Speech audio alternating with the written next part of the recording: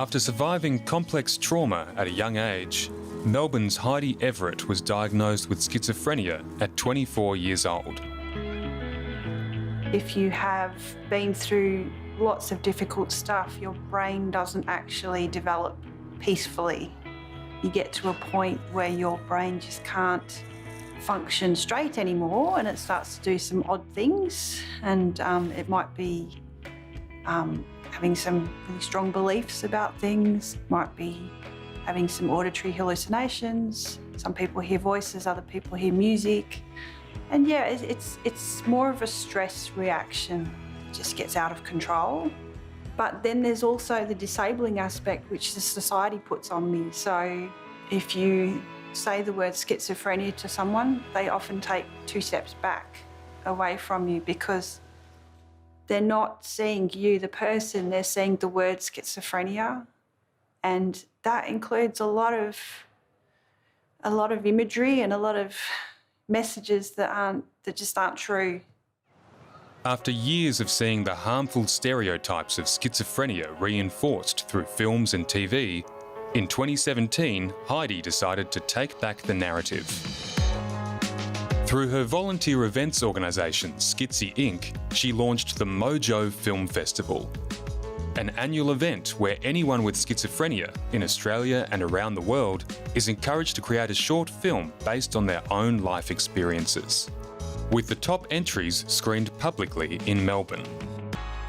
We do filmmaking workshops for beginners, and that's using smartphones, completely accessible to everybody, and say, show us what life is like through your camera, through your eyes, through your ears. And so we have documentary, we have animations, we have music videos, we have some, kind of creative non-fiction, strange kind of, I don't know what you might call them, there's not even a genre for it. Get my feelings, my emotions, my flashbacks. The enormous diversity of films submitted to Mojo helps to shine a spotlight on the wide variety of ways people experience schizophrenia and how their lives are affected by the social stigma that comes with it. How does it feel being my last resort and you didn't pick up the phone?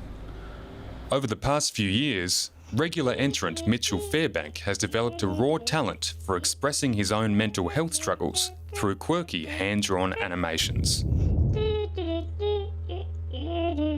With any people that are marginalised, having somewhere to express your voice, to have a voice and say what you want to say, can be very powerful and very cathartic.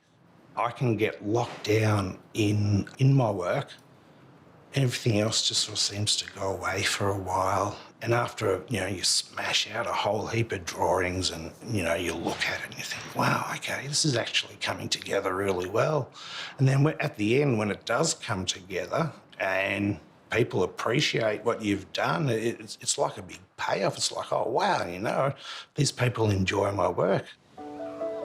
Another budding filmmaker getting involved this year is Sandy Jeffs, who knows better than anyone how creative expression can transform a person's life. So I reckon I'm going to use that stuff that we did the other day with... I was diagnosed with schizophrenia in 1976, so this is a time when schizophrenia was seen as an absolute death sentence. And I remember even being told by clinicians at the time that with each episode of psychosis I had, I would go deeper into madness from which I'd never recover. So, in a way, I bought into the pessimism of my diagnosis at that time too, because all the messaging was pessimistic.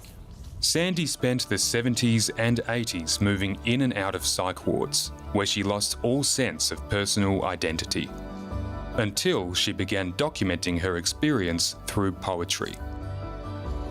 It's really interesting. When I wrote those poems, when I held that poem in my hand on a bit of paper that I had written with a pen, that poem at that time was evidence that I was still alive. It was testimony to my existence, that nothing else gave me that sort of testimony. Nothing told me I was alive at the time other than these little poems that I was writing.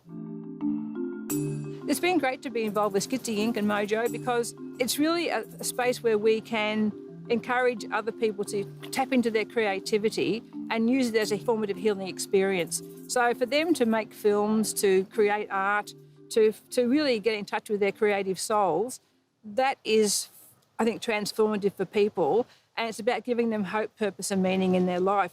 My days were coming to an end. A lot of people with schizophrenia have survived 20 years of a really difficult life. And it's not just one scenario that they've survived, it's over and over again in different situations. So that has to be a feeling of pride. It can't be anything else. It has to be, you know, you've lived through stuff, you've got through it. And your brain's doing some wonderfully creative things to filter those things and file those things. I used to like playing word games. We need to be able to give people who have survived difficult life tools and resources and spaces and time to be able to feel that, not celebration, but to feel that strength. Shut everyone out. It's, I hope, a way of educating the broader public about people with lived experience. You know, instead of ostracising people or marginalising people, pigeonholing people, you know, we all have value, and it's about other people recognising, yes, we do have value.